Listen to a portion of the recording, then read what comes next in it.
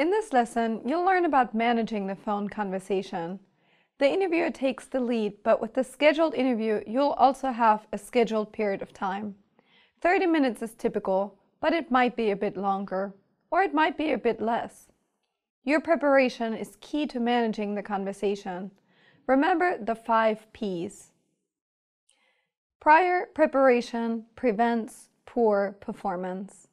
You learned about the importance of preparation in the first lesson in this module, as you've learned about the importance of preparation throughout the specialization. For the phone interview, allow yourself time to not only prepare content and questions, but to mentally get ready. It is impossible to think of all your questions, strengths, and ideas in one day. Start to prepare no later than 3 days prior to the phone interview, so that you have enough time to add to and revise your notes. Also, remember that the best ideas come to you when you least think about the actual situation. For example, while washing the dishes, swimming, or walking your dog. Allow yourself this time so that you can be your best in the interview. Go back to the pitch worksheet you put together for this organization. Make a list of your key selling points. Then work with that list in the interview. As each one gets satisfied, cross it off the list.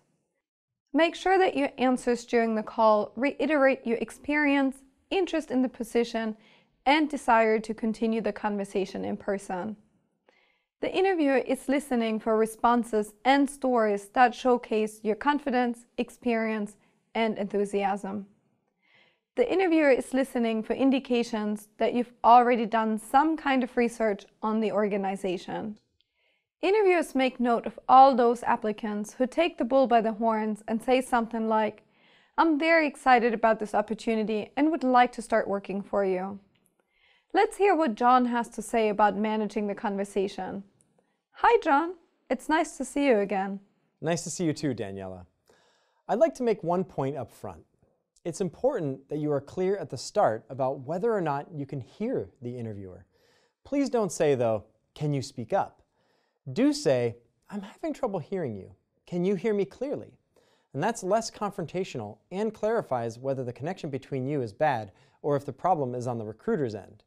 Good point. I've read that almost half your vocal energy is lost through a phone connection. Yes, and that was probably with a landline. A bad cell connection can take a lot out of your voice. Or a weak Skype link. I've had that happen too. Sure, but let's figure we have a good connection. Then, in managing the conversation, you want to work from the list of questions you've prepared. And these questions should reflect the careful thought you've given to the prospect of joining the organization. Yes, we talked earlier about using your list as a guide to move the conversation forward. Sure. You might not know everything about the position at this point, but you want to convey the impression that it's something you are interested in and competent at handling.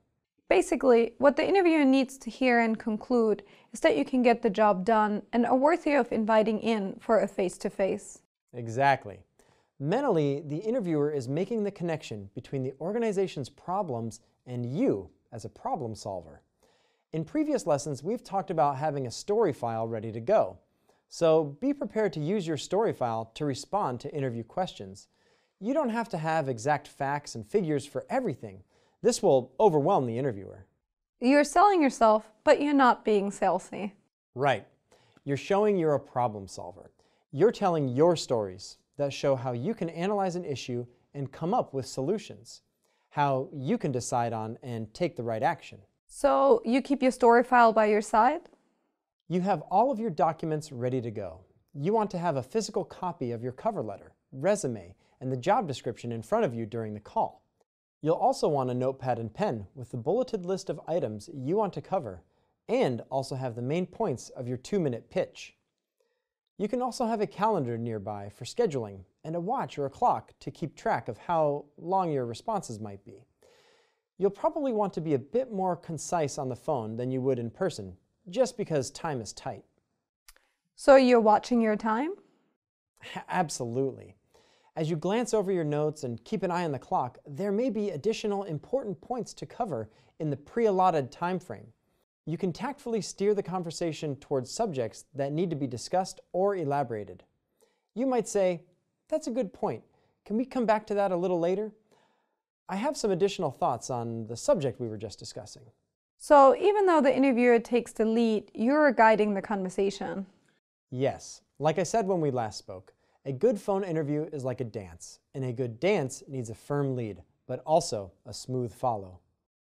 I think that holds for any conversation. Well, a phone interview is a business conversation. And what if you notice the time is running short?